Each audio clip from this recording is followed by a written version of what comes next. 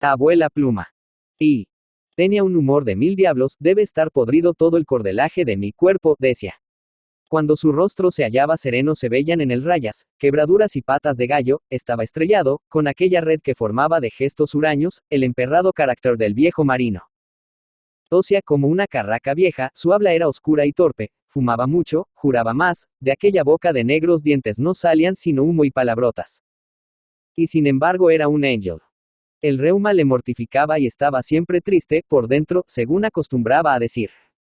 Cuando ya nadie le quería ajustar, ni ya podía servir a bordo sino para cuidar las gallinas o hacer de perro ratonero, cuando no le restaba otro consuelo que el de contemplar desde la costa la mar y los barcos que entraban y salían del puerto, o el de darse el placer de contar a los boquiabiertos pilludos de playa que le escuchaban, su vida de marinero. Una señora de la ciudad le proporcionó la plaza de maestro de maniobras en un barco asilo, escuela flotante de marineros.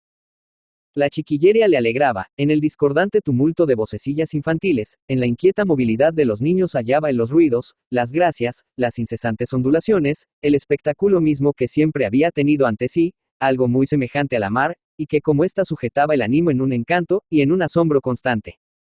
A veces se aburría también, los muñecos eran buenos para nietos, pero demasiado poco para marineros. Además, no hay cosa más terrible para un hombre de mar que estar a bordo de un buque siempre anclado. Esto produce efectos de pesadilla. Hallarse un marino preso en tierra es mejor que verse condenado a permanecer en un barco paralítico. Y el barco asilo no podía moverse. Aquello no es un barco, es una pajarera, decía a sus camaradas cuando por acaso iba al puerto y se detenía en la cantina catalana, a echar un trago.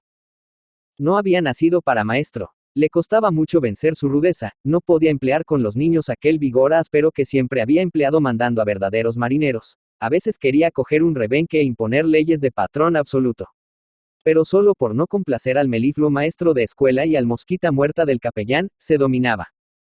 Un día vio al maestro de escuela tirar de las orejas a un pequeñuelo, y sorprendió al capellán otra vez dando a otro capones en la cabeza. ¿Qué entrañas tienen esos hojaldres?, dijo. Los niños le temían, siempre le hallaban con cara de judío, siempre le oían hablar enojado. Debía de tener sangre más negra que la misma brea. Y lo cierto era que en las maniobras no perdonaba una falta, quería además que las cosas se hicieran pronto y bien. Los muchachos eran todos hijos de marineros, niños con voz hombruna, músculos recios, más animosos en los ejercicios de maniobra que aplicados en el estudio. Morenos, graves, ceñudos, con caritas en las que se revelaba firmeza de corazón. Amigos de hombrear, fumadores furtivos y nadadores audaces, larvas de marineros, niños hombres, candorosos y terribles querubes del mar. El contramaestre Juan miraba por igual a todos, no prefería a ninguno. Quizá les amaba, pero tal vez temiera fijar su cariño en un favorito. Llamaba al barco además de la pajarera, canasto de sardinas, grillera, hospicio de mar. El contramaestre no había conocido a sus padres, ni había tenido familia, ni padre, ni madre, ni perrito que me ladre, he sido como un caracol, decía, y esto le llenaba de contento y por esto lanzaba a lo mejor risotadas estruendosas. 2. Lucianillo estaba entre los niños, pero no vestía aún el uniforme, acababa de llegar a la velera, nombre del barco asilo. Vestía unos pantalones de color de pasa, una chaqueta negra con botones de plata y unos borceguies desudados, con grietas y bocas. Era un niño delgadito, pálido, diafana la piel dejaba ver el ramaje de azuladas venas, sus ojos eran grandes, sombreados y tristes. ¿Para qué va a servirme este renacuajo?, decía el viejo contramaestre mirándole con una expresión indecible en la que no se sabía si se mostraba compasión o desprecio. La menuda gente de la velera reya, burlándose de aquel niño alfeñique. Es un señoritingo, decía un asilado a otro. El hijo de un levitillas, añadía groseramente otro. Más quebradizo que un barquillo. Si sopla barlovento le pone en el tope de gallardete. El contramaestre le dirigió varias preguntas y al responder el niño, como le chocase al viejo aquella voz delgada y tímida, exclamó: «Tienes voz de flautín». Una explosión de risas acogió aquella gracia, toda la tripulación celebró la ocurrencia. Lucianillo bajó los ojos. Anda a cambiar de trapos. El contramaestre fue a la cámara del maestro de escuela que era el jefe del asilo. Quería preguntar quién era aquel monito de porcelana que le habían entregado. El maestro de escuela le enseñó el libro de registros. Luciano de San José, natural de Madrid, Expósito. Leyó el contramaestre y quedó un momento pensativo, después dio un puñetazo en la mesa y lanzando un taco, dijo: Bueno, ya hace falta al reglamento del asilo, aquí no deben venir sino hijos de marineros, hijos de náufragos sería mejor. Que repare el mar los males que causa, que apadrine a los que ha dejado huérfanos, pero a nadie más, recascos. Es que ese niño es náufrago de nacimiento, replicó el maestro. El contramaestre no entendió bien la frase estrambótica y sentimental del maestro. En fin, le han recomendado, ya lo sé, pero no es un huérfano. ¿Cómo? Se llama Luciano Cordobés, yo le apadrino, replicó el contramaestre. 3. No había que decirle al muchacho ni una palabra. Había entrado allí porque la benéfica Sociedad de Navieros concedía al hospicio de la ciudad una pensión en el asilo, y Lucianillo había sido designado por el director del hospicio para ocupar una de las plazas concedidas.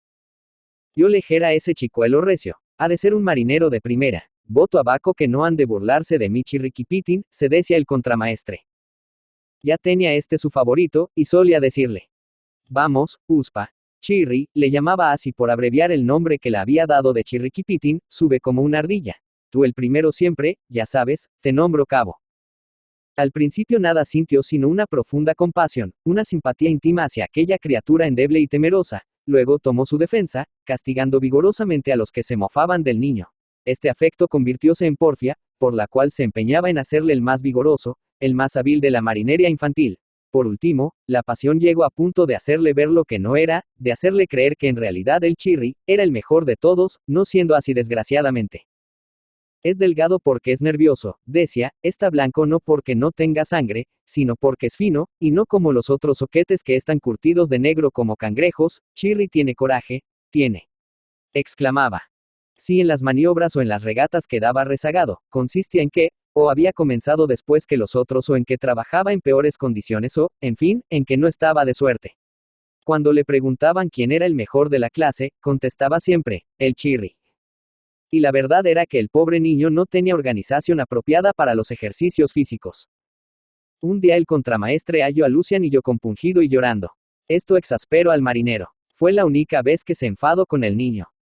Llorar, que me quedaba por ver. Llorar el Chirri. Lloran las mujeres, los marineros nunca. En la palabra mujeres iban comprendidos todos los hombres que no eran marineros. Yo no he llorado jamás, así era verdad, cuando murió Calmejo, un camarada suyo, me di de puñetazos. Un día hizo el contramaestre un terrible descubrimiento, sintió el dardo de los celos, el niño estaba más contento al lado del maestro de escuela que a su lado. En realidad, a Lucianillo le gustaba más el estudio que el trabajo corporal, más la dulzura mujeril del pedagogo, que el apasionamiento rudo del contramaestre. Mal rayo. Siempre jara del chico un monaguillo, ese sabelo todo, murmuraba rabiando, y añadía, por eso el Chirri lloriquea. Y el contramaestre tenía ahorros que pensaba entregar al pequeñuelo. A veces trazaba en su imaginación la carrera del niño, le haría piloto. El chico era a propósito para mandar. Tenía mucho en la cabeza. Un día acaeció un suceso inesperado. El capellán del asilo y otro señor cura llegaron al barco, y al poco tiempo fue llamado Lucianillo por el maestro. Estuvo el niño en la cámara un instante con los sacerdotes y el maestro y después salió. Fue a su litera, recogió su ropa y se dirigió a la cámara. En tanto el maestro anunció al contramaestre que uno de los señorones de la ciudad, muerto hacía 2 o 3 días, había reconocido como hijo suyo a un expósito, y por no ir al infierno quiso dejarle heredero de todos sus bienes, recomendándole en el testamento que abrazase la carrera del sacerdocio. ¿Bien y qué? Preguntó el contramaestre. Que esos señores han preguntado a Lucianillo si quería ser cura y el chico ha dicho que sí. Al contramaestre se le subió toda la sangre a la cabeza, había comprendido lo que acababa de pasar, y tambaleándose y sin saber lo que sentía se dirigió a su camarote. Cuando Lucianillo entró a despedirse del viejo creyó que no había nadie en el camarote. Reinaba allí un silencio profundo, pero al fin halló al contramaestre acurrucado en un rincón. El anciano al ver al niño levantó la cabeza y dijo con voz rugiente y dolorida. Hijo mío, sé dichoso. El viejo lobo lloraba como una madre. José Saonero. José Saonero de Robles y Díaz Ávila, 1853, Madrid, 1931, fue un escritor y periodista español, uno de los representantes del naturalismo. En 1881 publicó su primera obra, Zig-Zag, recopilación de cuentos y artículos. Con ella empezó a destacar como cuentista y en adelante sus cuentos serán solicitadísimos por las mejores publicaciones españolas. En 1884 publicó La Carnaza, su obra más conocida, dando lugar en los años siguientes a una fructífera carrera como novelista. Caricaturizado por Silla, Madrid Cómico, 8 de marzo de 1885. Plenamente integrado en la vida literaria madrileña, participó a lo largo de los años en diversos actos literarios del Ateneo, lecturas de poemas, debates, conferencias, y gozo de la amistad de numerosos colegas, entre ellos Eduardo López Vago y Galdós. La amistad con el primero llevó a publicar también juntos y con Conde Salazar la primera obra española que llevó en portada el calificativo de naturalista, Las Narraciones Naturalistas. En carne viva, 1885. Ambos publican en la Biblioteca del Renacimiento Literario, foco de difusión del naturalismo radical, y en la Biblioteca de Mi Monde, derivada de la revista del mismo nombre dirigida por Luis París. Fue uno de los autores que con mayor prontitud aclamó la poética naturalista. El 15 de septiembre de 1880 publicó en la Union el artículo Emilio Zola, que había sido rechazado en varios periódicos, y en mayo de 1881 publicó el artículo Nana. En ambos defiende a Zola, su nueva novelística y sus deseos de transformación social. Saonero, al ser ambos textos reeditados en Zig-Zag, recibió una carta de felicitación del mismísimo Zola, según informó El Imparcial el 12 de mayo de 1882. Tras ello, entre 1881 y 1882 fue uno de los ponentes en los debates del Ateneo sobre el naturalismo junto a Leopoldo Alas, Urbano González Serrano, V. Colorado y el Padre Sánchez.